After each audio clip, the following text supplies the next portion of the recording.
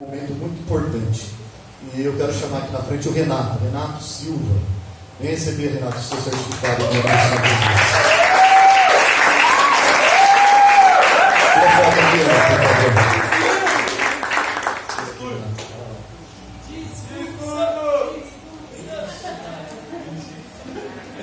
Glória a Deus. Cauã, vem cá, Cauã.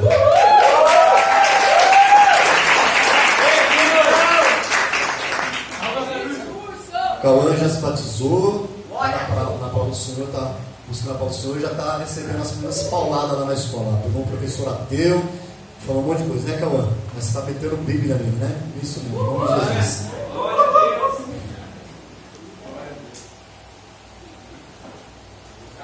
Paulo Davi Bessi. Você é o Bessi?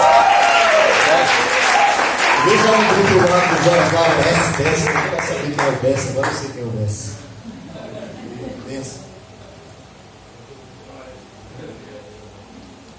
Glória a Deus. Esses jovens abençoados aí em nome do Senhor Jesus. A igreja continua orando e intercedendo por esses jovens aí, porque precisam da vossa oração. Amém, irmãos? Amém. Louvado é o nome de Jesus. Queridos, os recados foram dados. Quarta-feira, culto às 20 horas e 15 minutos. Quarta-feira, nossos cultos às quartas-feiras, 20 horas e 15 minutos. Culto de Bíblia, né? Culto bíblico, instrução da palavra de Deus. Nessa quarta-feira, acho que é o Milton, né, Milton? É você? É o Milton que vai estar ministrando a lição número 7 aí da nossa revista. Venha para a igreja aprender um pouquinho mais da palavra do Senhor. E sexta-feira, às 20 horas e 15 minutos, oração na igreja. Amém? Oração às 20 horas e 15, vem para a igreja orar. Tem muita coisa para nós orarmos, tem muitas pessoas necessitadas, irmãos, que precisam muito da minha e da sua oração. Amém? Queridos, vamos para a palavra. O tempo já não nos facilita, né? Ele não para, ele continua. Abra sua Bíblia comigo, por gentileza, o Evangelho segundo escreveu Lucas. Rafa, dá um auxílio aqui, Rafa, já que você está aqui, vamos usar. Lucas capítulo 16, pode ser bem tranquilo aí. Lucas 16, verso 19, uma parábola e uma palavra muito conhecida da Bíblia, muitos irmãos já ouviram, eu mesmo já preguei várias vezes em cima desse texto, mas essa palavra Deus me deu algumas semanas atrás, eu ia pregar no domingo retrasado, mas aí Deus mudou a mensagem, eu preguei uma outra coisa, então hoje nós vamos estar meditando nessa palavra aí, Lucas 16, verso 19 ao verso de número 31, diz assim, a Bíblia diz que é a parábola do rico e Lázaro, né? E diz assim, ora, havia um homem rico, e vestia-se de púrpura e de linho finíssimo, e vivia todos os dias regalado e esplendidamente. Havia também um certo mendigo, chamado Lázaro, que jazia cheio de chagas à porta daquele, e desejava alimentar-se com as migalhas que caíam da mesa do rico, e os próprios cães vinham lamber-lhe as chagas. Aconteceu que o mendigo morreu, e foi levado pelos anjos para o seio de Abraão, e morreu também o rico, e foi sepultado. E no Hades ergueu os olhos, estando em tormentos, e viu ao longe Abraão e Lázaro no seu seio. E clamando disse, Abraão, meu pai, tem misericórdia de mim, e manda a Lázaro que molhe na água a ponta do seu dedo, e me refresque a língua, porque estou atormentado nesta chama. Disse porém Abraão, filho, lembra-te que recebeste os teus bens em tua vida, e Lázaro somente os males. E agora este está consolado, e tu está atormentado. E além disso está posto um grande abismo entre nós e vós, de sorte que os que quisessem passar daqui para vós, não poderiam, nem tão pouco os de lá passar para cá. E disse ele, rogo-te, pois, ó Pai, que mandas a minha casa, a casa de meu pai, pois tenho 5 irmãos, para que lhe dê o testemunho, a fim de que não venham também para este lugar de tormento. Disse-lhe Abraão: eles têm Moisés e os profetas, ouçam-nos. E disse ele: não, Abraão, meu pai, mas se algum dos mortos fosse ter com eles, arrepender-se-iam. Porém, Abraão lhe disse: se não ouvem a Moisés e aos profetas, tampouco acreditarão, ainda que algum dos mortos ressuscite. Amém? Queridos, como eu falei há uns 3 domingos, eu ia pregar essa palavra, e o título dessa mensagem é Céu e Inferno, uma realidade. Para onde iremos nós? O céu e o inferno é uma realidade. Para onde iremos nós? Esse é o título. E essa mensagem, irmãos, Jesus, aqui na minha Bíblia diz a parábola do rico e Lázaro. Alguns estudiosos, eles dizem que essa passagem ela não é uma parábola. O que é uma parábola? Parábola são ensinamentos, são histórias que não é verdadeira, a história em si não é verdadeira, mas o ensinamento que ela quer trazer sim é verdadeiro. Então o ensinamento é verdadeiro e não é história. Então isso é uma parábola, né? Eu crio uma história, eu crio personagens, então, para transmitir uma verdade. Então isso seria uma parábola. Só que todas as parábolas da Bíblia, se você for ler e for estudar, e nenhuma delas cita nomes de pessoas. Por exemplo, o filho pródigo, fala o filho pródigo, o filho mais velho, não tem nome, né? O pai não tem nome, né? A mulher que perde a dracma não tem nome, né? Então não existe um personagem, um nome. A única parábola na Bíblia que cita um nome é esta. Então, para alguns estudiosos da Bíblia, isso aqui não é uma parábola, isso é uma história verdadeira que Jesus contou. Então a gente sairia dessa questão de parábola, apesar daqui da Bíblia estar escrito parábola. Mas não importa.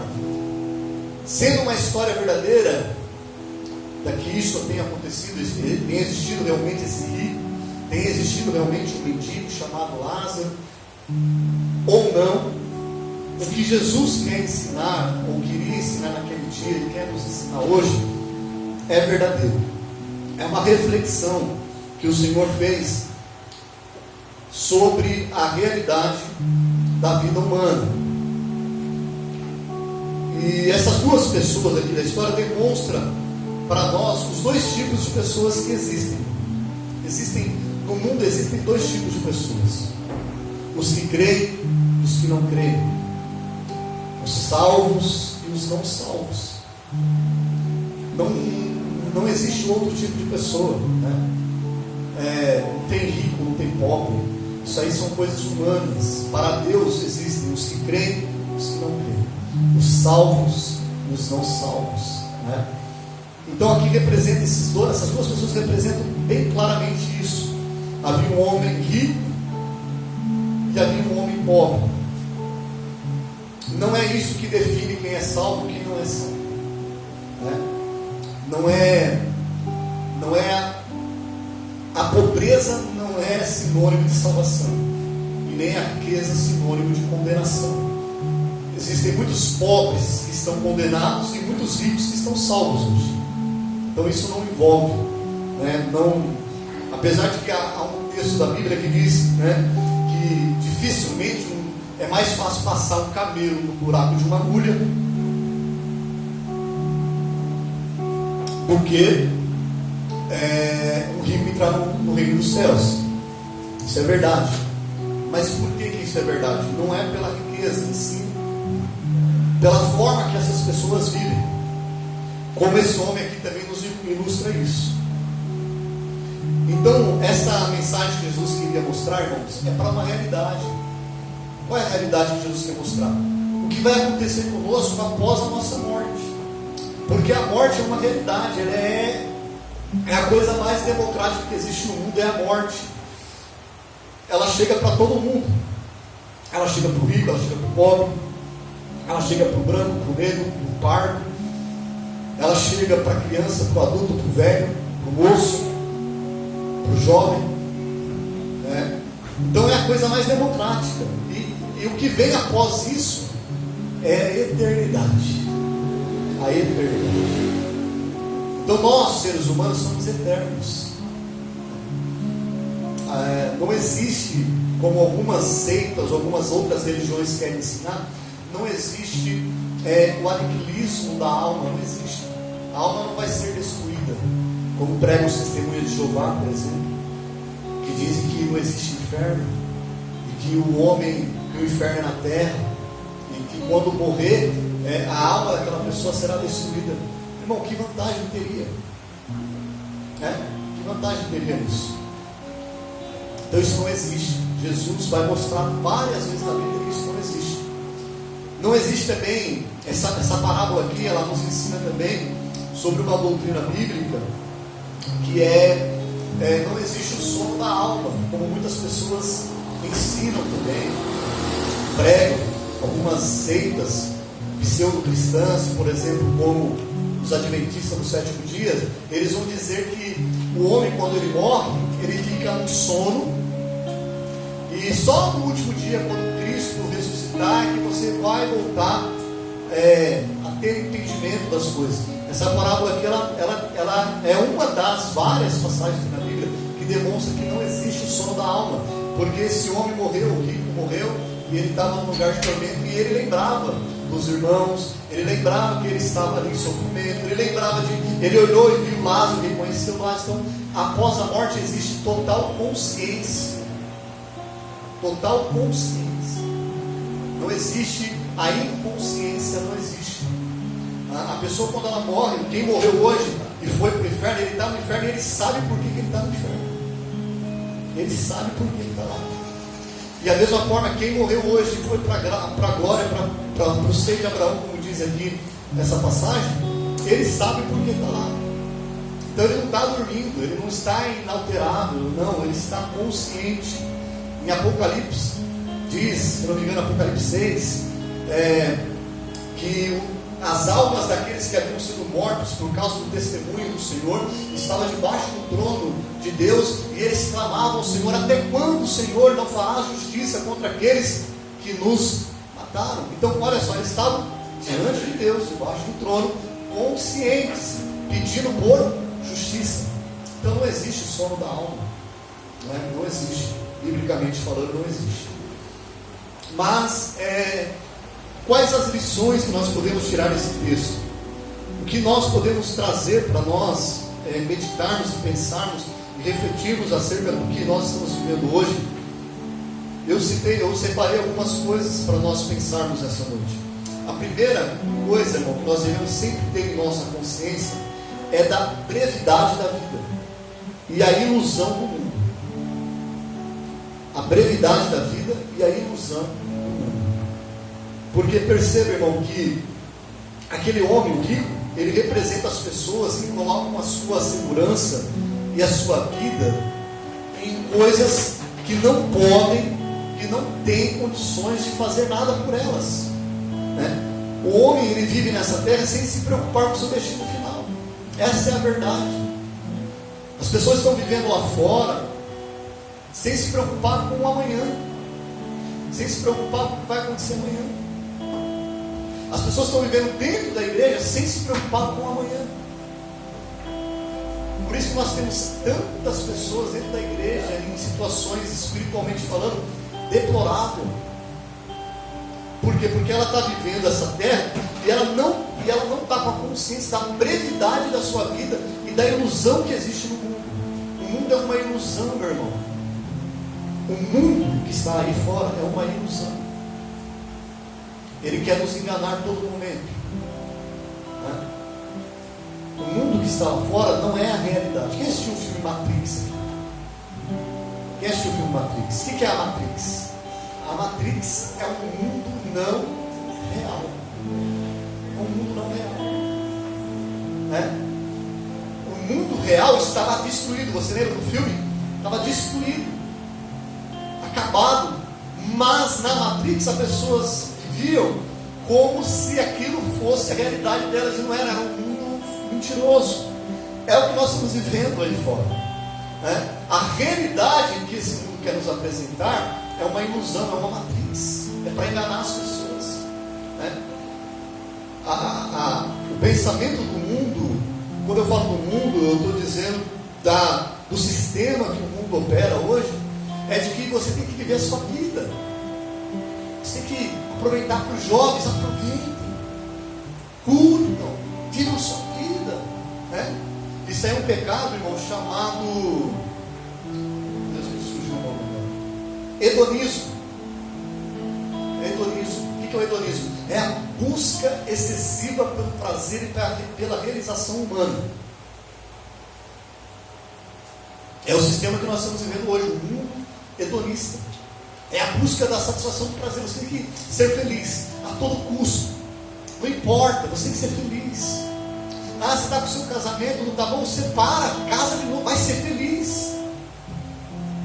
Não está bom, não sei o que lá, a casa do seu pai, sai da casa do pai, vai embora, vai morar sozinho, vai ser feliz. Vai fazer tudo de errado, mas você tem que ser feliz. É ilusão, o mundo é uma ilusão. Então nós não podemos ter a nossa consciência cauterizada sobre isso. O mundo que nós estamos vivendo é uma ilusão. A realidade é outra. A realidade desse mundo é que esse mundo está condenado. Esse mundo está com os dias contados. O sistema que está lá fora imperando hoje está com os dias contados. Mais cedo ou mais tarde o Senhor vai bradar. Jesus vai voltar. Você acreditando ou não acreditando, Ele vai voltar. Por quê? Porque Ele falou que vai voltar. Ponto. Se o homem crê ou não crê, o problema é de cada um. Como eu estou dizendo aqui, céu e inferno é uma realidade. Para onde iremos nós? Você vai decidir. No final eu vou concluir dessa forma. Você vai decidir onde você vai passar. O homem lá fora vai decidir. Nós só temos que pregar o Evangelho e temos que crer no Evangelho. Jesus breve vai voltar. Então esse mundo já está condenado. O sistema desse mundo está condenado. O príncipe desse mundo está condenado. Então tudo que é no mundo, a realidade do mundo é uma condenação, meu irmão. E Jesus, nessa parábola, Ele está dizendo para nós, está nos alertando para que nós não venhamos nos enganar com esse mundo e para que nós não venhamos esquecer da realidade desse mundo e da realidade futura de cada um de nós. Para onde nós iremos após a morte? Como eu costumo dizer aqui, você pode viver 50, 60, 70, 80, 90, 100, 120, 150, 200 anos, não sei quantos anos Deus vai te permitir você viver. Mas um dia você vai morrer.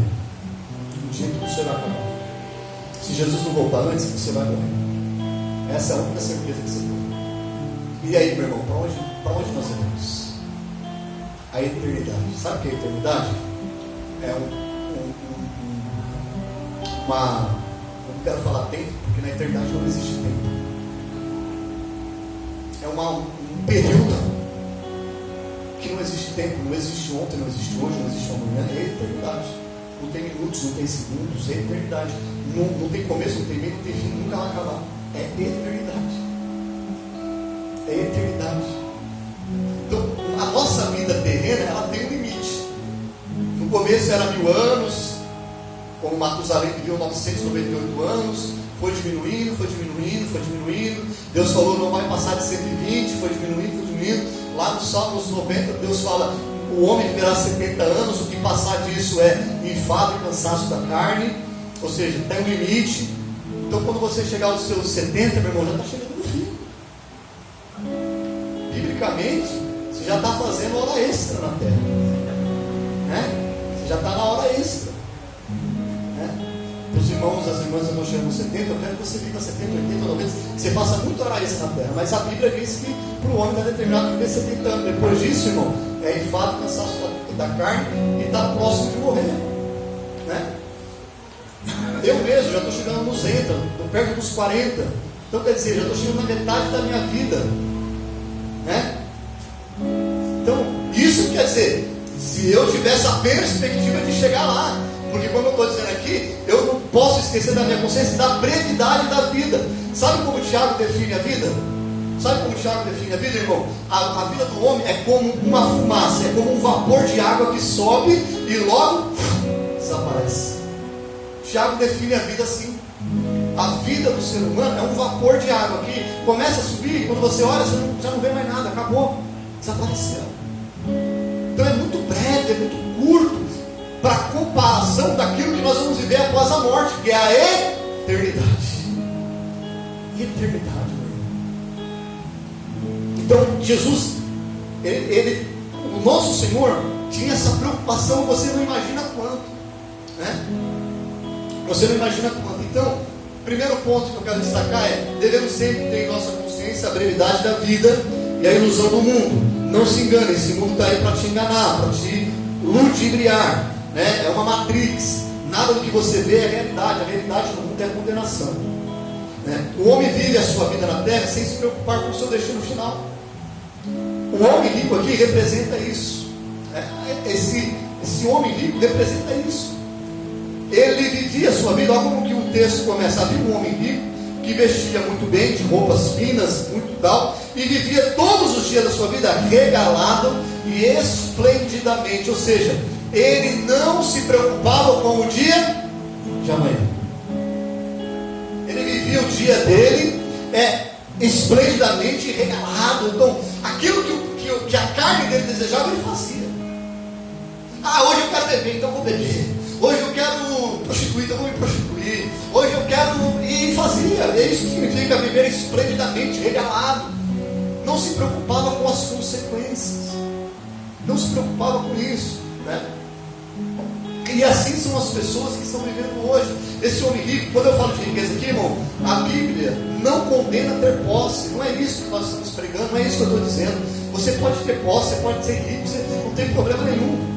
O que o texto diz aqui, o que a Bíblia condena é o orgulho, a soberba, a arrogância, a prepotência. É isso que a Bíblia condena. Esse homem era tudo isso. Ele era soberbo, ele era arrogante, ele era prepotente. Pelo texto você sabe disso, né? Porque a Bíblia fala aqui no verso 20 que havia um homem chamado Lázaro, que era um mendigo, que estava lá na porta de quem? Na porta do rico. O homem desejava comer das migalhas do pão, ou seja, demonstra que aquele rico não se importava com o sofrimento alheio. Ele era um arrogante, um prepotente. Ele era um homem egocêntrico. A palavra egocêntrica significa o homem no centro. Ou seja, eu sou a principal pessoa, eu me preocupo só comigo. Eu só quero saber das minhas coisas, dos meus prazeres. Como que é o homem hoje? O homem hoje é um homem egocêntrico. Egocêntrico. O homem só pensa nas suas necessidades. Ele só pensa na satisfação da sua carne. Ele só pensa nos prazeres da sua vida. Ele não se importa com o sofrimento alheio. Aquele homem ignorava aquele pobre que estava ali, como muitos hoje ignoram, desprezam. Aquele homem também ignorava, desprezava. Então nós podemos observar que esse homem era soberbo, arrogante, orgulhoso. E isso não é característica de quem tem posses. Isso é característica de uma pessoa que não quer saber de Deus. Ter posses, ter dinheiro, não significa que todo rico é arrogante, prepotente, soberbo. Não é isso. Não é isso que eu estou dizendo. O que eu estou dizendo é que esse homem, ele era a natureza dele, era o caráter dele. Então o que condenou esse homem ao inferno não foi a sua riqueza, foi o seu caráter. Foi aonde ele buscava a segurança para a sua vida. E hoje, irmãos, pastor, mas eu não sou rico. Mas irmãos, aonde você está depositando a sua fé hoje? Seja sincero. A sua vida hoje está na mão de quem? Será que Deus realmente governa a sua vida? Será que Deus realmente é o Senhor da sua vida? Será que realmente Deus é que é o primeiro pensamento do seu dia? Será que Ele é o primeiro e o último pensamento do seu dia? Será que você realmente, sinceramente, para você, responde para você? Será que você não está botando a sua confiança em outras coisas, a sua segurança em outras coisas? Será que você não está se preocupando demais com as coisas que não devem se preocupar e esquecendo das coisas que devem ser preocupantes? como a sua vida espiritual. Porque esse homem aqui, ele estava vivendo a vida dele como se nada fosse acontecer, como se ele tivesse todo o tempo do mundo, como se o tempo era dele. E se você for parar para pensar, irmão, nada é nosso. Nada é nosso. Nós somos tão assim que tudo que nós estamos postos de tudo. Quer ver uma coisa?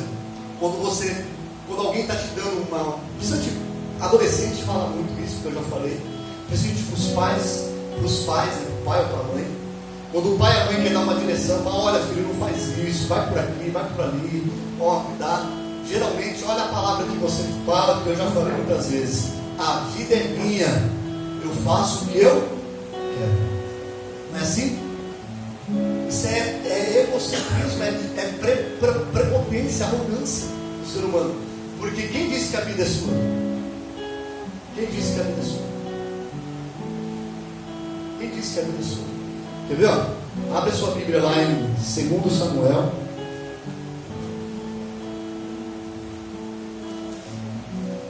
Vamos ver se não é. Porque não estava aqui no contexto aqui, não. Veio agora. 2 Samuel, capítulo número 2. É 1 Samuel.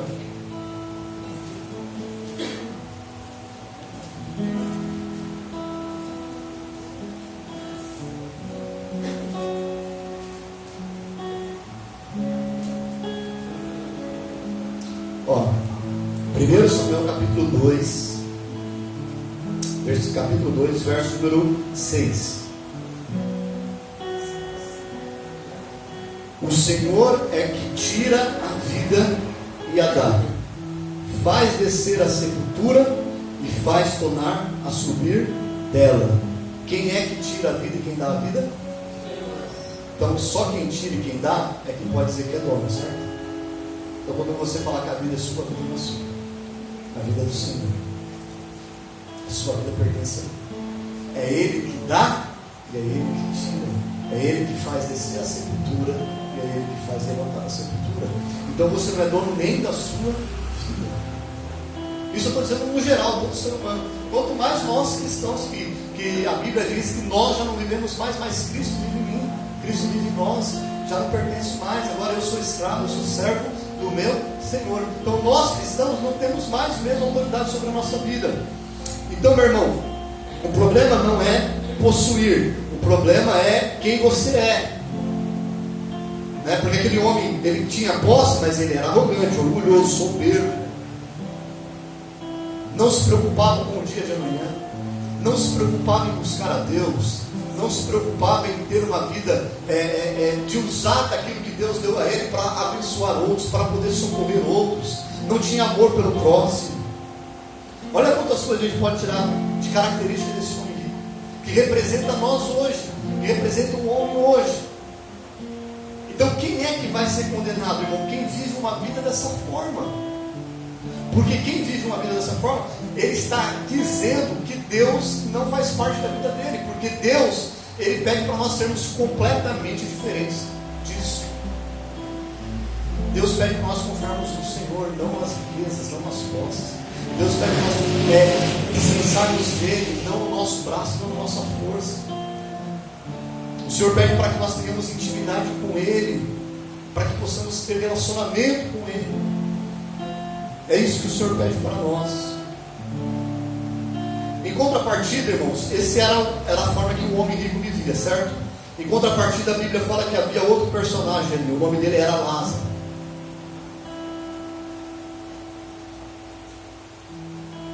Lázaro é o oposto. Lázaro não tinha posses terrenas. Não tinha posses terrenas. Pelo contrário, a Bíblia vai dizer que ele era um mendigo. Não tinha nem onde dormir, não tinha nem o que comer. Mas Lázaro demonstra que a fé dele e a sua confiança e a sua esperança estava no Senhor. Aleluia! Estava no Senhor. Pastor, por quê? Porque quando ele morre, e aconteceu que o mendigo, no verso 22, morreu. Ele foi levado pelos anjos para o seio de Abraão. Então, a morte de Lázaro demonstra quem ele foi em vida. A morte de Lázaro demonstra que a fé dele estava em Deus, que a confiança dele estava em Deus e a esperança dele estava em Deus, não importando o momento que ele estava vivendo, não importando o sofrimento que ele viveu. A Bíblia não fala aqui, supondo que essa história é verídica e Jesus tenha contado essa história, Jesus não fala quanto tempo Lázaro viveu, se foi 10 anos, 20 anos, 30 anos, 50 anos, 60 anos como mendigo. A Bíblia não fala, só fala que ele era mendigo. Então, meu irmão, a forma que você vive nessa terra, você pode passar por dificuldades, você pode passar por lutas, você pode passar por desesperança, você pode ter perdas, você pode ter dores, você pode ter sofrimentos, você pode ter aflições. Tudo isso você pode passar, porque nós estamos sujeitos a essas coisas. Mas o que não pode mudar é a minha fé em Deus, a minha esperança em Cristo e a minha vida devota ao Senhor e a minha confiança no Senhor, porque isso é que vai fazer a diferença quando chegar o dia da minha partida. Então muitas pessoas hoje estão vivendo dentro da igreja e achando, irmão, que o sinal de que Deus chamou ele, ou que ele é salvo, ou de que ele está agradando Deus, ou que Deus se agrada da vida dele, é ele tendo coisas, ele possuindo coisas, ele conquistando coisas, ele sendo curado, ele sendo restaurado toda hora. Irmão, isso pode acontecer, claro, eu creio nisso, claro, eu oro por isso, claro, eu quero que isso aconteça, claro, mas e se não acontecer? E se não acontecer? E se eu nunca tiver posse alguma, Deus continua sendo Deus na minha vida. E se um dia for cometido de uma enfermidade, Deus continua sendo Deus na minha vida. Deus continua sendo Deus. A Bíblia diz de um profeta, meu irmão, chamado Eliseu. A Bíblia fala que Eliseu ficou doente, ficou enfermo. E a Bíblia vai dizer o seguinte, olha como a Bíblia declara a morte de Eliseu: e morreu Eliseu da sua enfermidade. Quando Eliseu morreu da sua enfermidade, ele foi enterrado. Passou alguns anos, lógico, no mínimo 3, porque hoje aqui, quando você enterra no Tonhão, uma pessoa, daqui 3 anos tem que ir lá exumar a pessoa, vai estar só os ossos. Se não tiver, fecha de novo, espera mais um tempo. Então, no mínimo 3 anos depois que Eliseu morreu, um soldado morreu em guerra. Foram enterrar o soldado. Quando o soldado caiu em cima dos ossos de Eliseu, o soldado ressuscitou. Mas Eliseu, quando estava em vida, não foi curado da sua enfermidade. Pelo contrário, ele morreu da sua enfermidade. O que eu quero dizer com isso, meu irmão? Não importa a situação que você está vivendo, não importa o momento que você está vivendo, a sua fé, a sua esperança tem nome. E o nome é Jesus Cristo de Nazaré. Glória a Deus! Glória a Deus! Por que, meu querido? Porque a sua vida não é esta terra, não é este mundo. A sua vida é no porvir. A eternidade te espera. Então, meu irmão, está angustiante, está sofrido, está dolorido, se agarra em Cristo, se agarra em Jesus, porque o tempo que você passar nessa terra, pode vir o bálsamo do Senhor sobre a tua vida, pode vir o refrigério do Senhor, pode vir a bênção do Senhor, mas se não vir, tem uma eternidade preparada para você que confia no Senhor. Aleluia! E é isso que o mundo quer te enganar, é isso que o diabo quer te enganar, é isso que o inimigo quer nos iludir, dizendo: não, se você está na igreja, você não pode sofrer, você não pode passar por isso, você não pode perder, você não pode ter depressão, não, você não pode ter. Lógico que pode, meu irmão, porque você é um ser humano pecador caído, restaurado, curado pelo nosso Senhor Jesus Cristo. Enquanto estivermos nesse mundo caído, estamos passivos de passar por todas essas coisas. Lázaro era um homem temente a Deus. Lázaro era um homem que temia a Deus. Com certeza Lázaro orava a Deus. Com certeza Lázaro louvava a Deus. Com certeza Lázaro era um homem temente a Deus. Mas era um mendigo.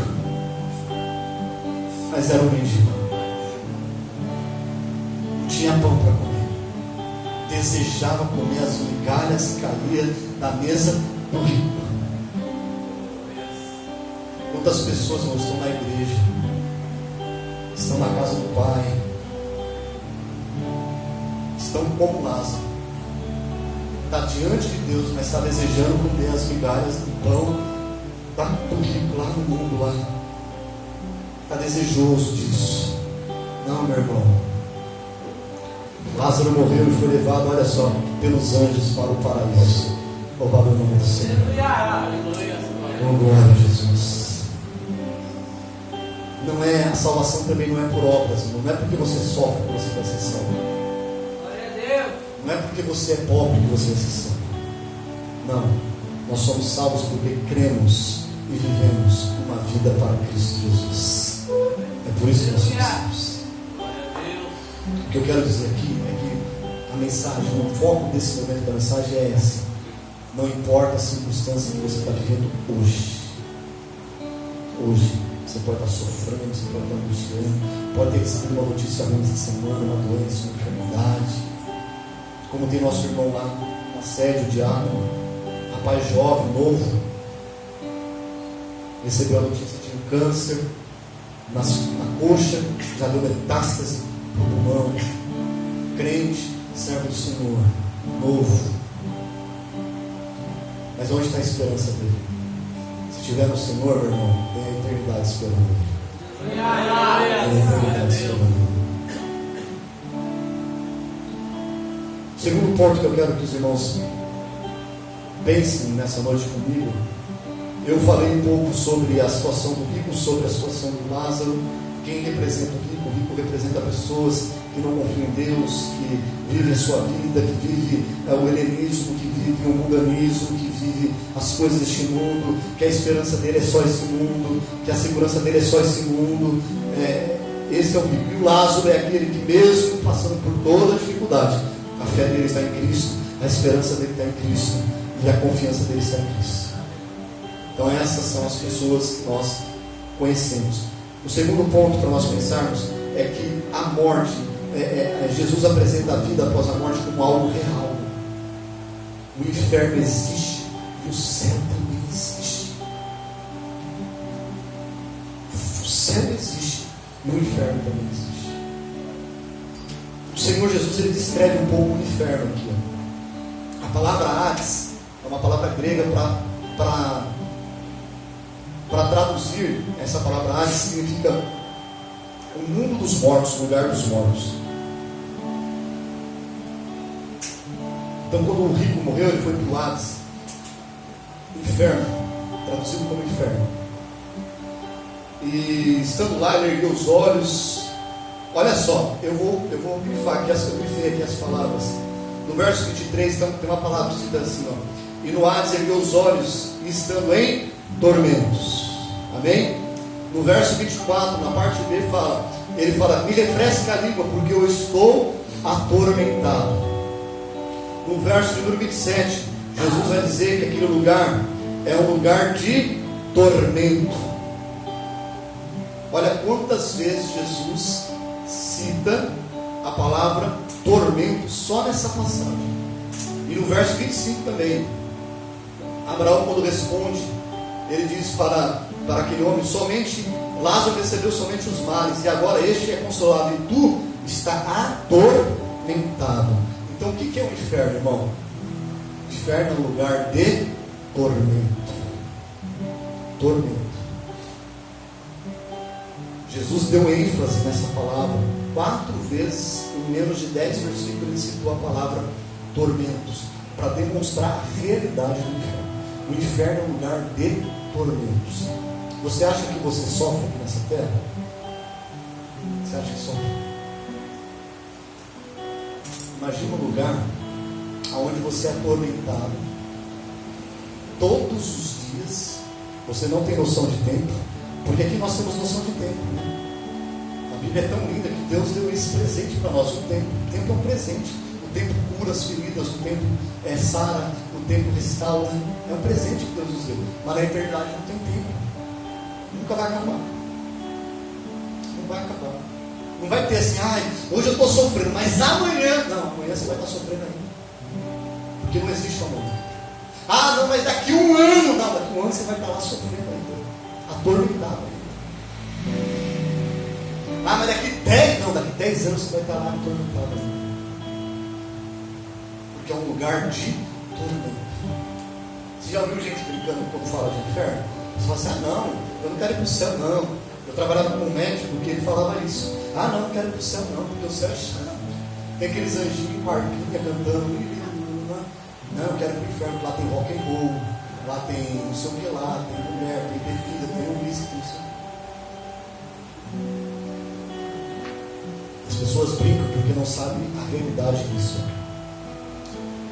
Porque as pessoas têm essa noção mesmo, que lá vai ser isso. Eu vou chegar lá, vai estar lá, meus amigos vai estar lá comigo, então eu não vou estar só. Vai ter lá as pessoas que eu gostava, os meus amigos de má companhia também vai estar lá comigo, então eu não vou estar sozinho, né? Então vai estar tudo beleza. Meu irmão, é um lugar de tormentos.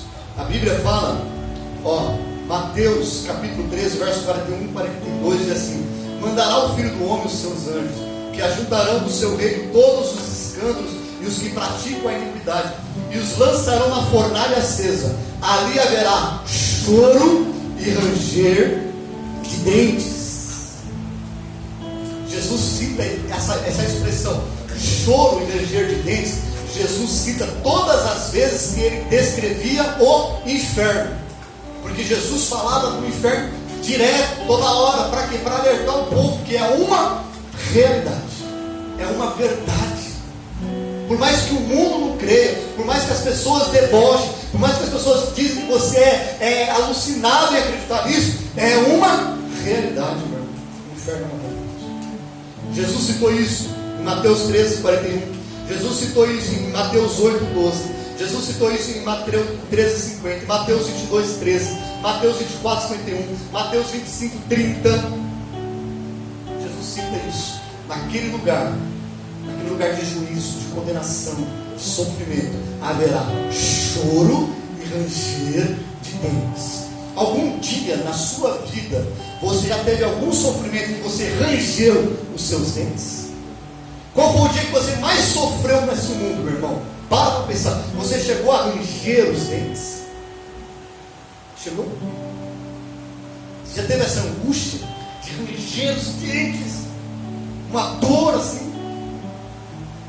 Pois bem, o inferno será isso todos os dias, todos os momentos, sem nunca acabar, sem nunca passar. Será como diz aqui, será um lugar de fogo que queima, porém não destrói. Olha que o Kiko fala aqui, eu estou em tormentos, e clamando disse: Abraão, pai, tem misericórdia de mim, manda Lázaro que molhe na água a ponta do seu dedo e me refresque. Olha, é um lugar de tanta dor, de tanto sofrimento, que a ponta de um dedo molhado pode trazer algum frescor. Hoje está um sol tremendo, né?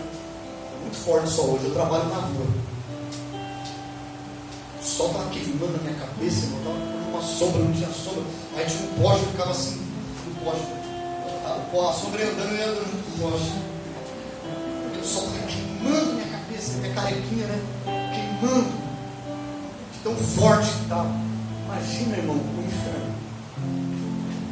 Imagina o inferno. Um fogo que queima, que arde, porém não destrói, não passa, eternamente. Esse é o lugar que, infelizmente, muitas pessoas estão indo hoje, que muitas pessoas irão, infelizmente. O inferno é um lugar de solidão, um lugar de escuridão, um lugar de trevas. O inferno é um lugar de trevas. Sabe o que é trevas, irmãos? Sabe o que é trevas? Trevas é a escuridão.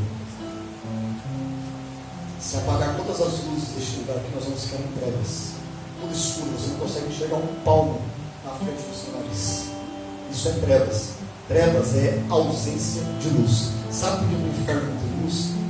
Porque o inferno não tem a presença de luz. Sabe qual é o maior sofrimento do ser humano no inferno? Não é só o fogo que queima e que nunca apaga. Não é só a dor. Sem contar que os seus vizinhos, vão contar 3 vizinhos que você terá no inferno. Você não. Arrepende em nome de Jesus. Aquele que não se arrepender dos seus pecados. 3 vizinhos que eles terão no inferno. Sabe quem será? Cita aí, quem serão os vizinhos daqueles que vão para o inferno? A Bíblia fala até, vocês terão. Aquele que for para o inferno vai ter 3 vizinhos lá. O diabo, a besta, que é o anticristo e o falso profeta. Será que você está bem de vizinho?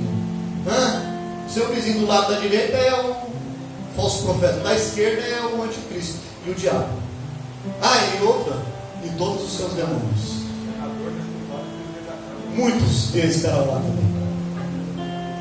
Muitos deles também estarão lá. Mas esses 3 aí é garantido. Porque esse daí que o Luiz falou, se ele ouvir o Evangelho, se arrepender e se converter, ele é salvo. Mesmo sendo um senador da República. Mesmo sendo um deputado. É só ele se arrepender.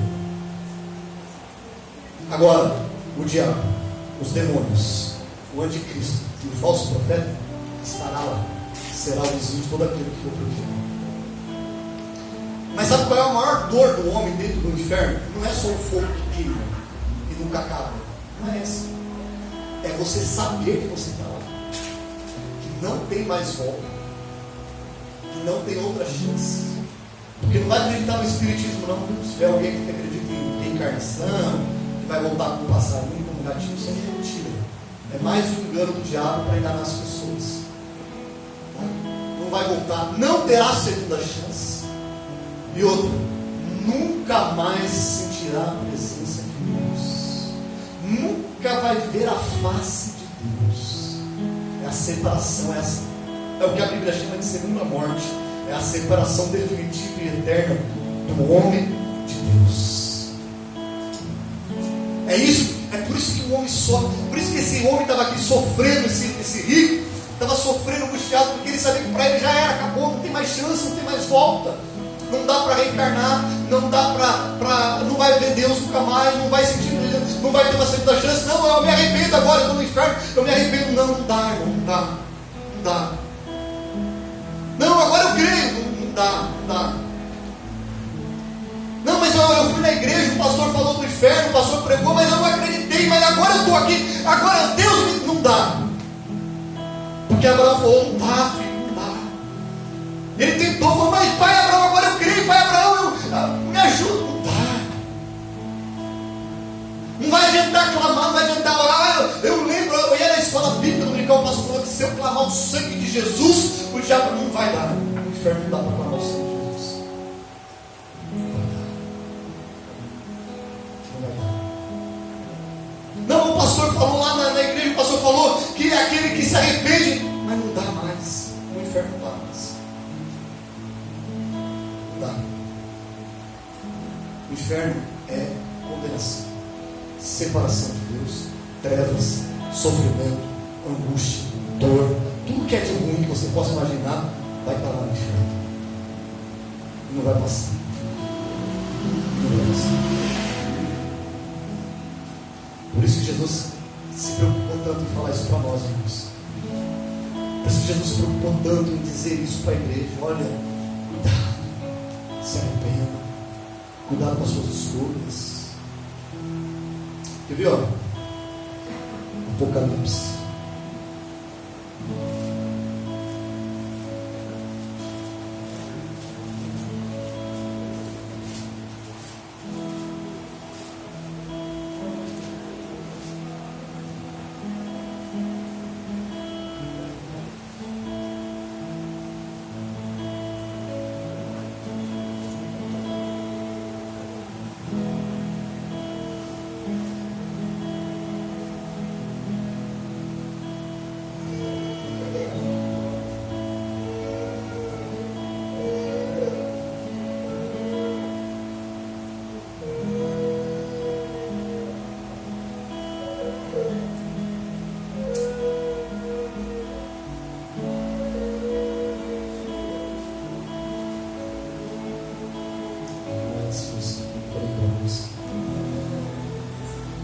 Deixa eu. Quando eu achar, eu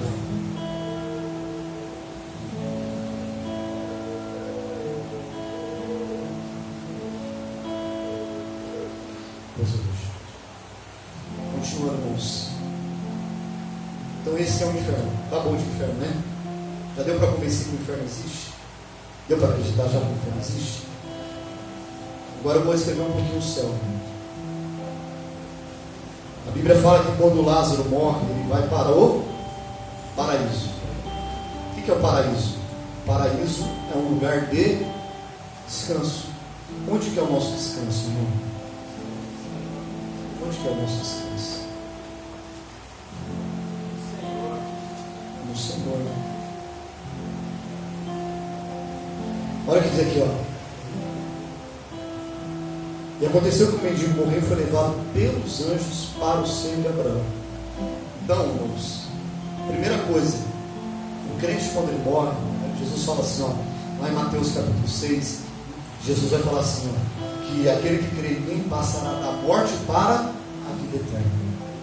Uma passagem direta, da morte para a vida eterna. Eu creio, para mim, baseado nesse texto e outros textos da Bíblia, que a morte do cristão, irmão, eu só vou saber disso quando eu morrer, né? Se eu morrer, eu te conto como chama.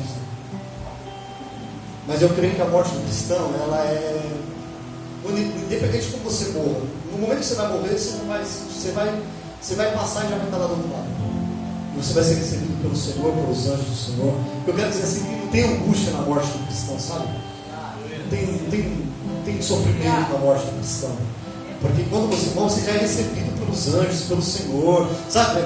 Quando você fechar os teus olhos, você já está lá na presença do Senhor. Porque quando o mendigo morreu, ele estava lá, não sei porque ele morreu, ele, provavelmente alguma doença que ele tinha lá, os cães lambiam, talvez tinha câncer, tinha chagas, tinha lepra, sei lá o que ele tinha. E quando ele morreu, os anjos veio e pegou ele e levou.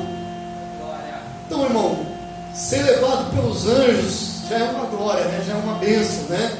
E aí ele foi levado para um lugar chamado seio de Abraão. Sabe o que a palavra seio significa? Lugar de segurança, né? Criança, mãe, quem é mãe aqui, né?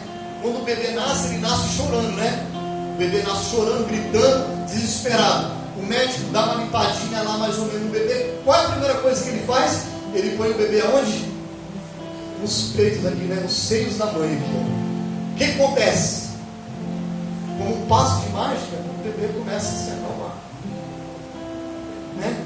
Vai passando, para de chorar, vem um conforto, vem um consolo, vem aquela coisa gostosa, né? Até nós que já é grandinho, né? Quem não quer colo de mãe, quem não quer seio de mãe, seio de vó? Isso, seio de Abraão significa esse lugar, um lugar aonde você vai ter segurança, onde você vai ter paz, onde você vai ter refúgio, onde você vai ter alegria. É isso que está esperando você, meu irmão. Ei, talvez você está passando por tudo isso, você está sem paz na sua vida hoje. Ei, vai ter paz eterna para você. Talvez hoje você está sentindo angustiado. Ei, vai ter consolo eterno. É lugar de consolo. Quem diz isso é o próprio Senhor. Quando o mendigo começa a clamar, o Senhor diz aqui no verso 25, Abraão diz assim: filho, lembra-te que tu recebeu teus bens em vida, e Lázaro somente as males, mas agora este é consolado. Então o céu é lugar de consolo. O céu é lugar de consolo, irmão. Então o consolo do cristão não está na terra. O seu consolo, a sua paz, a sua tranquilidade, a sua alegria não está aqui. Aqui são relapsos, são momentos que você passa isso. Aqui tem momentos que você está em paz, tem momentos que você não está. Aqui tem momentos que você está, né? Tem momentos que você não está. Aqui tem momentos que você está bem, tem momentos que você não está. São momentos, tudo passa. Mas lá no céu vai ser eterno. O estado de bem-estar vai ser eterno, meu irmão. Você vai até lembrar do que você passou aqui na terra. Lógico que não vai apagar, mas você não vai ter nenhum tipo de sentimento. Sabe por quê? Porque você vai estar diante de Deus. Lá em Apocalipse diz que quando nós estivermos lá, o próprio Senhor, a luz do Senhor vai nos iluminar. Nós vamos sentir a presença de Deus e nós vamos não ter necessidade de coisa alguma. Lá não haverá mais choro, nem ranger de dentes, nem sofrimento. Não haverá nada. Lá em Apocalipse diz. Quer ver? Olha a promessa que tem para você. Agora sim, Apocalipse capítulo 22. Olha só.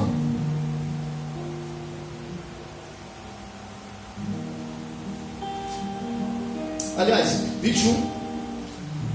e vi um novo céu, uma nova terra, porque já o primeiro céu e a primeira terra se passaram e o mar já não existe. Eu, João, vi a santa cidade, a nova Jerusalém de Deus, que desceu do céu, adereçada como uma esposa ativada para o seu noivo. Ouvi uma grande voz do céu que dizia: eis o tabernáculo de Deus com os homens, pois com eles habitará, e eles serão o seu povo, e o mesmo Deus estará com eles e será o seu Deus. Olha que coisa linda o verso 4: e Deus limpará dos seus olhos toda lágrima, e não haverá mais morte, não haverá mais pranto, não haverá mais clamor, nem dor, porque já as primeiras coisas são passadas. Olha que coisa linda, não é isso que Jesus está dizendo? Olha, você que vive confiando em mim, você que é como Lázaro, que mesmo sofrendo, mesmo padecendo, mesmo tendo dores, mesmo tendo angústias, você continua confiando em mim. Ei, vai chegar um dia que você vai entrar no meu reino. Vai chegar um dia que você vai entrar no seio de Abraão, e lá você não vai mais chorar, você não vai ter mais dor, não vai ter mais angústia, ao contrário de outros que vão estar lá sofrendo eternamente, meu irmão. Sabe aquelas pessoas que talvez hoje você inveja? Sabe aquelas pessoas que talvez hoje você fala: ah, aquele é feliz? Não, ele não é feliz, infelizmente ele não é feliz. Ele está passando um momento, Ouviu falar já de um homem chamado Steve Jobs? Um dos homens mais ricos do mundo. Criou uma empresa chamada Apple. Ele teve um câncer no estômago que consumiu ele em vida. Gastou milhares e milhares de dólares e não teve solução para o câncer dele. Ele morreu. Eu não sei se Steve Jobs acreditava em Jesus ou não. Se ele acreditava, ele está no seio de Abraão. Se ele não acreditava, ele está no inferno. Com todo o dinheiro que ele teve nessa terra, ele está no inferno. Não tem outra chance. Então olha só o que o Senhor está dizendo para nós, irmão. O seio de Abraão é isso, um lugar de conforto, de consolo, de paz, de refúgio, um lugar onde não tem mais dor, não tem mais sofrimento. Não é aqui na terra, irmão. Então não busca consolo nessa terra. Aqui na terra nós temos respingos da glória de Deus. Aqui na terra Deus fala, Ele cura. Mas essa mesma, você é curado hoje, mas daqui a 5, 10 anos você vai morrer. E todo mundo vai, a não ser que Jesus volte antes. Então não perca a sua fé por causa disso. Essa mensagem é isso, não perca a sua fé por causa disso. Não perca a sua fé porque aqui nessa terra você está sofrendo e só chora. Não perca não. Continue e persevere, creia até o fim. A Bíblia diz assim, creia até o fim, porque no fim, meu irmão, você vai ganhar a coroa da vitória. É lá no fim, não é no começo, não é no meio, é no final que você vai ter a coroa. Creia nisso, meu irmão, em nome de Jesus. Terceiro ponto para encerrar: o nosso destino, para onde nós iremos, somos nós que decidimos. Não é Jesus, não é Deus que vai jogar ninguém no final. Deus, Ele é só um juiz. O que o juiz faz? O que é o trabalho de um juiz? O juiz, ele só pega o que está na lei. O juiz, ele só pega o que está na lei e ele cumpre o que está na lei. Um bom juiz cumpre o que está na lei. Se a lei diz que é 10 anos, é 10 anos. Ah, mas é minha mãe, né? Sua mãe vai ser 10 anos para ela. O juiz não pode. Ah, é minha mãe, eu amo minha mãe, então não vou. Não, ele tem que cumprir a lei. Ele tem que cumprir a lei. Deus ama a minha vida, ama a sua, ama todo o ser humano. Deus ama, mas Ele tem que cumprir a palavra dele. É a lei. A Bíblia diz que Deus não tem prazer na morte do ímpio. Deus não tem prazer nenhum na morte do ímpio. Não tem. Só que é a lei, é a palavra. Não tem como voltar atrás. Aqui diz isso. O versículo que eu queria achar na Bíblia aqui, os irmãos podem me ajudar aí na internet, na Bíblia aí, Apocalipse. É um versículo que está lá, acho que é Apocalipse 20, 21, por aí. É no finalzinho dele. Que fala quem é que vai para o inferno lá. São 8 tipos de pecados condenados por Deus. E quem comete, quem não se arrepende desse pecado, é destino, é passagem direta. 21:8. Hã? 21:8. É 21:8, né? É isso, ó. Apocalipse 21:7 e 8. Ó.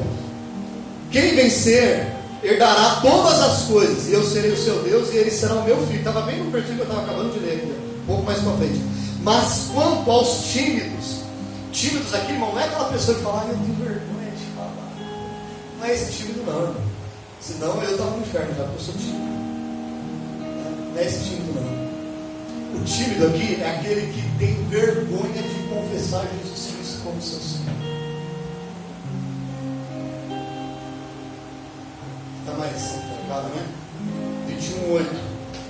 Aqui diz, mas os covardes, tímidos, covardes, é isso. Sabe o crente 007?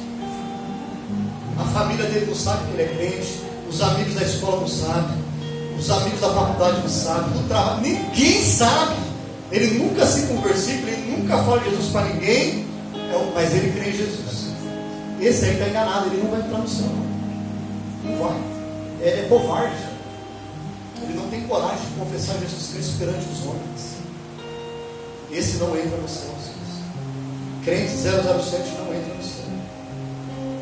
Os abomináveis, aqui no que eu vou ler no versículo, aqueles que são infiéis a mim, os covardes, aqueles que são infiéis a mim, os corruptos, os assassinos,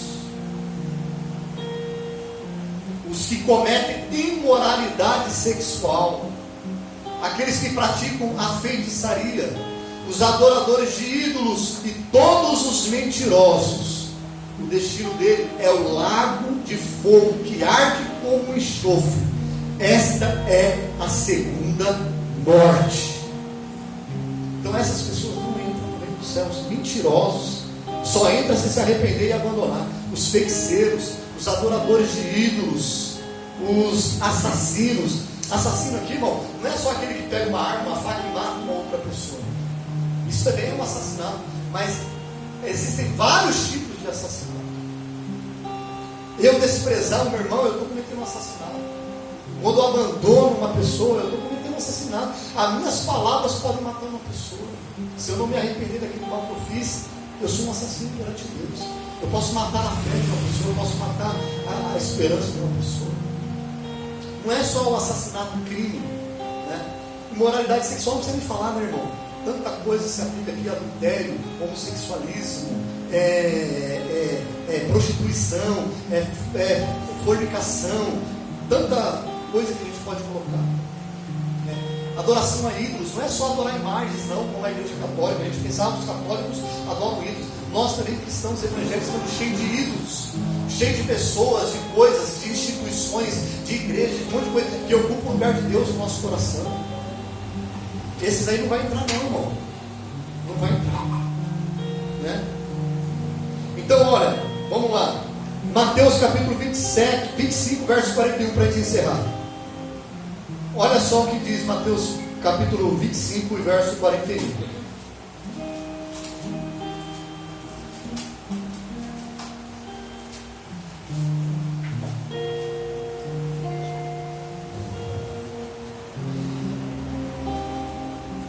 Então dirá também aos que estiverem à sua esquerda: apartai-vos de mim, malditos, para o fogo eterno, preparado para o diabo e seus anjos.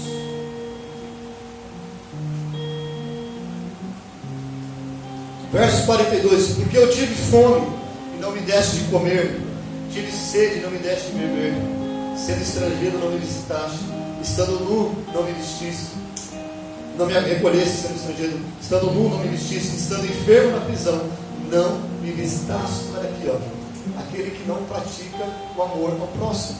É isso que Deus está falando. Esses, ele vai dizer: maldito, afastai-vos de mim para o fogo eterno, que está preparado para quem? Para o diabo e os seus anjos. Então por que o homem vai para lá? Jesus, Deus, não fez o inferno do homem. Está claro que o próprio Jesus falou: o inferno, o fogo eterno, ele foi preparado para o diabo e para os seus anjos. Mas por que Jesus está mandando um monte de gente para lá? Por que, irmão? Não é a vontade de Deus que o homem vai para lá. Não é a vontade de Deus que o homem vai para o inferno. Não é. Sabe por que o homem vai para o inferno? porque não quer reconhecer os seus pecados, porque não quer aceitar a salvação que é pela graça que vem de Jesus Cristo, não quer abandonar o seu orgulho, não quer abandonar a sua arrogância, não quer abandonar a sua maneira errada de viver, não quer abandonar os seus maus costumes, não quer abandonar aquilo que desagrada a Deus. Não é Deus que quer mandar o homem para não, é o homem que está indo por vontade própria, por desejo, por querer, porque o inferno não foi preparado para nós, né? Em momento algum o Senhor cita na Bíblia que Ele quer lançar o homem no inferno. Quem vai para o inferno é o próprio homem, porque rejeita a cruz de Cristo, porque rejeita a salvação em Cristo, porque tem um coração duro, porque prefere acreditar na mentira do diabo, prefere acreditar na mentira do mundo, prefere viver a sua vida longe de Deus, prefere viver uma vida que desagrada a Deus, prefere ter uma vida que desabone ao Senhor. Por escolha própria, irmão, o homem vai para o inferno. Jesus está clamando, a igreja está pregando, nós estamos evangelizando, há mais de 2000 anos a igreja está dizendo: arrependa-se dos seus pecados, aceite Jesus como Salvador e você terá parte da eternidade com o Senhor. Mas o homem está com o coração duro, cada vez mais enganado, vivendo a mentira do mundo, do diabo, não quer dar ouvidos. Isso é bíblico, isso é profético. Eu preguei aqui domingo retrasado, quando eu falei lá em Paulo escrevendo para Timóteo: nos últimos tempos teremos homens arrogantes, presunçosos, prepotentes, que darão ouvidos a historinhas, a calachitas, terão coceiras no ouvidos e não vão querer ouvir o verdadeiro evangelho. Não querem ouvir, não querem ouvir falar de Jesus Cristo como Salvador, não quer arrepender, não quer deixar, quer viver o mundo, quer viver os prazeres do mundo. É por isso, irmão, o homem só vai para o inferno se não receber Jesus como Senhor e Salvador. Olha só o que diz Atos capítulo 16, verso 30 e 31. E tirando-os para fora, disse: senhores, o que é necessário para que eu faça, para que eu possa me salvar? E disseram eles: crê em Jesus Cristo e serás salvos tu e a tua casa. Aquele soldado romano, quando ia se matar, ia cometer um suicídio, que é também uma forma de assassinato, porque, como eu preguei aqui no início, a vida não é sua. Quando você diz: eu faço o que eu quero da minha vida, não, a vida não é sua, você não tem esse direito, só Ele dá e Ele tira. Aquele homem, quando ele ia, colocou uma espada nele, porque a pena de morte para um soldado que deixasse um preso fugir era pagar com a mesma vida. Fugiu ele, então morre você. Imagina uma cadeia inteira fugindo, porque foi isso que o soldado pensou. As portas se abriram, cadê os presos? Quando ele ia se matar, Paulo falou: não faça nenhum mal a você. E aquele homem olha para Paulo e fala: senhores, o que eu preciso fazer para ter isso que vocês têm? Para ter essa salvação, para ter esse Deus poderoso na sua vida? Paulo falou: crê em Jesus Cristo e você e toda a tua casa será salva. Aleluia! Ei, irmão, o inferno está cheio porque tem gente que não quer crer em Jesus Cristo. No momento que o homem olha para o céu, levanta a tua mão e fala: eu creio em tu, Jesus, como meu Salvador. Ei, meu irmão, essa declaração te tira do inferno e te põe no céu imediatamente. Aleluia. É só fazer isso. Aleluia. A salvação é só através do arrependimento e da fé, e isso acontece quando nós cremos na palavra de Deus, meu irmão. Você só vai ter fé quando você crê na palavra de Deus. Você só vai ter arrependimento quando você crê na palavra de Deus.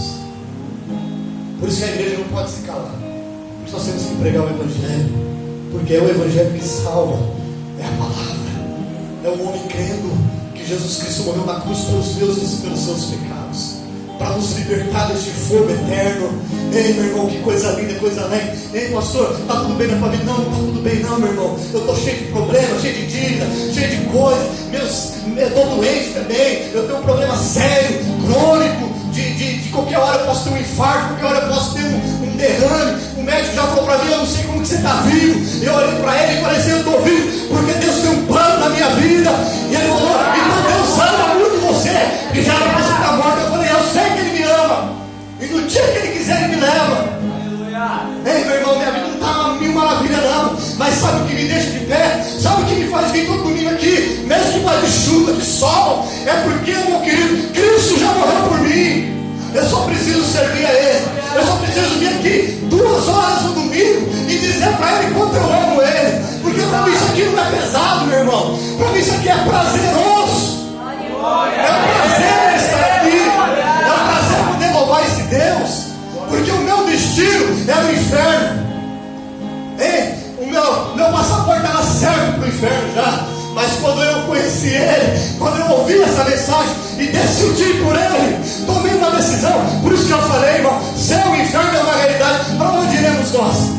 Você decide, meu irmão. Lembra aquele programa Você Decide? Tem 2 finais para você. Tem o final A e o final B. O final A, continua vivendo a sua vida sem Deus, continua vivendo do jeito que você quiser viver, no pecado, na lascívia, na pornografia, na prostituição, na mentira, no adultério. Continua vivendo, não tem problema. Na bebedeira, nas amizades ruins, continua vivendo, não tem problema. Quando chegar o teu dia, você vai para o inferno. Ai, Deus é injusto. Não, você escolheu. É uma decisão sua. Você está escolhendo. Agora, e se eu viver, pastor, e se eu viver está na palavra? Ah, meu irmão, todas as promessas que estão aqui é para você. É para você. Glória a Deus. Eu já disse aqui, volto a repetir, irmãos. Eu prefiro viver. Isso é uma decisão que eu fiz. Uma escolha minha. Isso Deus falou para mim, no meu coração um dia. Eu sempre repito isso, quando eu vou evangelizar alguém, eu sempre falo isso. Eu falo, amigão, é o seguinte, ó, a Bíblia é isso, a palavra de Deus é isso. Quer acreditar? Acredita. Não quer? Deixa eu dizer uma coisa. Eu prefiro acreditar. Se eu morrer, e eu vou morrer, né? Quando eu morrer, se tudo que eu acreditei, tudo que eu preguei, se tudo que está escrito aqui for uma mentira, não vai ter resultado nenhum na minha vida. É mentira. Inferno não existe, diabo não existe, Deus não existe, céu não existe. Então, se não existe nada, o que eu perdi? Nada. Não perdi nada. Mas, e se eu começo a dizer, não, Bíblia não é como o professor do Cauã, eu já li a Bíblia, Bíblia é toda história de homem, pensando, um monte de mentira, tem isso, tem aquilo. E se eu vivo dessa forma? E eu morro. Quando eu chego lá do outro lado, eu me encontro num lugar de tormento, de desespero, de angústia, de sofrimento. E aí eu vou me lembrar, meu Deus, a Bíblia é verdadeira. O que aqueles doidos daqueles pastores diziam é verdade. O que aqueles crentes diziam para mim é verdade. O que aquele jovem da minha escola dizia é verdade. Que aquela jovem dizia é verdade. Olha onde eu estou, eu quero sair daqui. E aí você vai ouvir, não tem como mais. Como aquele homem, não dá. Existe um abismo, existe uma separação, não dá mais. Quem está aí não pode vir para cá, nem quem está aqui pode ir para aí. Irmão, eu prefiro viver acreditando na Bíblia. Eu prefiro acreditar, porque se for verdade, eu não tenho nada a perder, eu só tenho a ganhar. Agora, se for mentira isso daqui, eu não tenho nada a perder, é mentira mesmo. E aí, irmão, qual vai ser a nossa escolha? O que nós vamos escolher? Vamos nos submeter a Deus ou não? A vontade de Deus ou não? Até quando, irmãos? Ah, pastor, mas eu já sou crente, irmão. Se Deus está falando, se Deus está alertando, se Deus está pedindo, é porque existem coisas aí que nós precisamos abandonar. Tem coisas aí na nossa vida que está errado.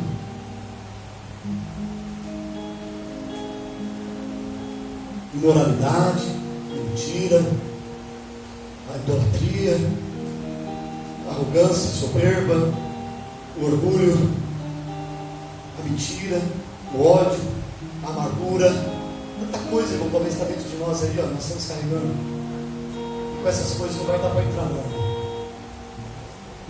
Costumo dizer também que o céu, a porta do céu, ela é estreita, irmão. A porta da igreja tem que ser larga. Larga no sentido assim, ó, vende a mim todos nós, vem ladrão, vem prostituta, vem homossexual, vem, a porta da igreja tem que ser larga, todo mundo tem que entrar, entra. Só que a porta do céu é estreitinha, ó, é bem estreitinha, é bem estreita. Para entrar na porta do céu, eu já preguei uma vez aqui, com bagagem não entra, tem que deixar as bagagens lá de fora. Para entrar na porta do céu é sem bagagem. Qual que é a bagagem que você está carregando, irmão, que você precisa jogar fora? É a bagagem da imoralidade, da mentira. Qual que é a bagagem que você precisa jogar fora? É hoje o dia de jogar fora, joga fora. Porque como eu preguei lá no começo, a brevidade da vida, irmão. Você está aí forte, jovem, né? Jovem não